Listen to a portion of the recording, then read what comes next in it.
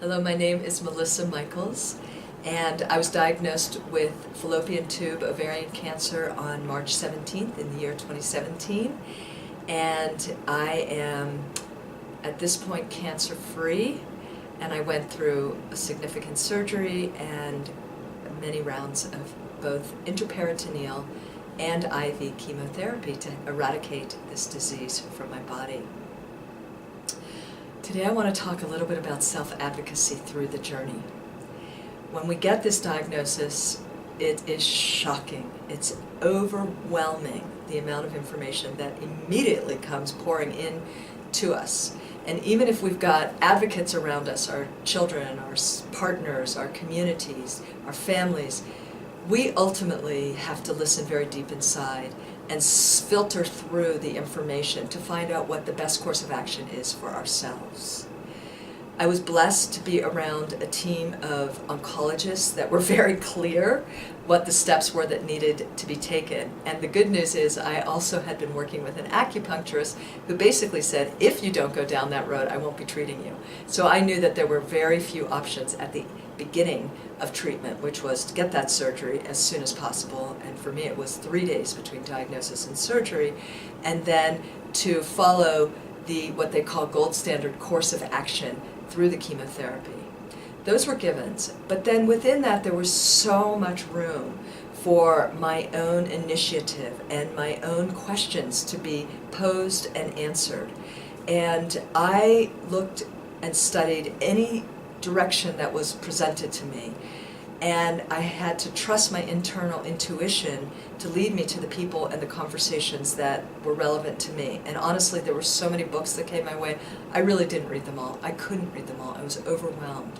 But I did try to have conversations with people who had different orientations to make sure that I was really building an approach that took advantage of the best of all kinds of medicine, both allopathic, that gold standard, and complementary medicine, which could include acupuncture and certain use of many other kinds of modalities that really support the body's overall health.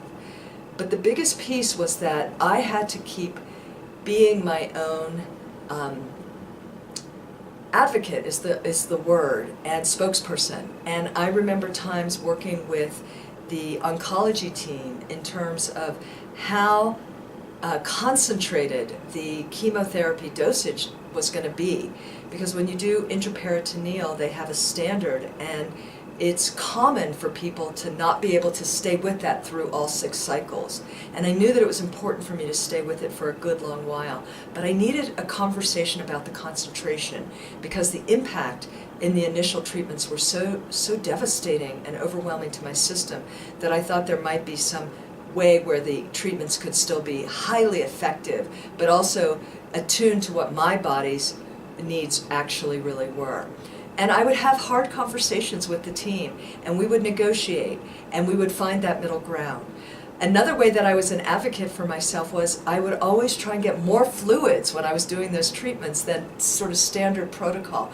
It didn't cost any more money for anybody, but I knew that my body did so much better when I would go back in and get extra fluids after my chemotherapy treatments. And no one would have necessarily suggested it, not because they were being negligent, it just wasn't maybe necessary for other bodies, but my body thrived by having those extra fluids. There were many, many other things that I did along the way. I sometimes wanted to be touched. I sometimes didn't want to be touched.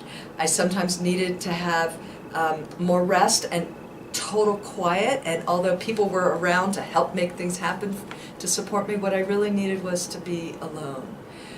And you know, I just had to keep listening inside and having the courage and the self-love to speak out about what those needs were. And people appreciated that, because people so want to help.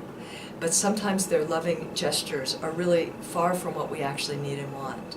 And often I just needed nothing. I needed space so that I could keep being tuned to myself and be with myself as that sort of beloved caregiver and friend that was going to be with me and is with me through that whole journey. And it is a very alone journey in reality. And with that, there is so much maturation that can happen, and so much personal healing that can happen. And at times we can get lost in the grief or the fear or that aloneness.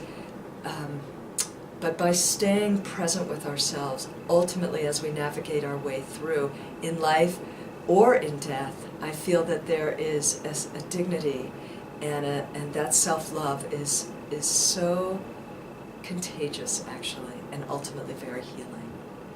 So let's care well for ourselves on this journey. Thank you.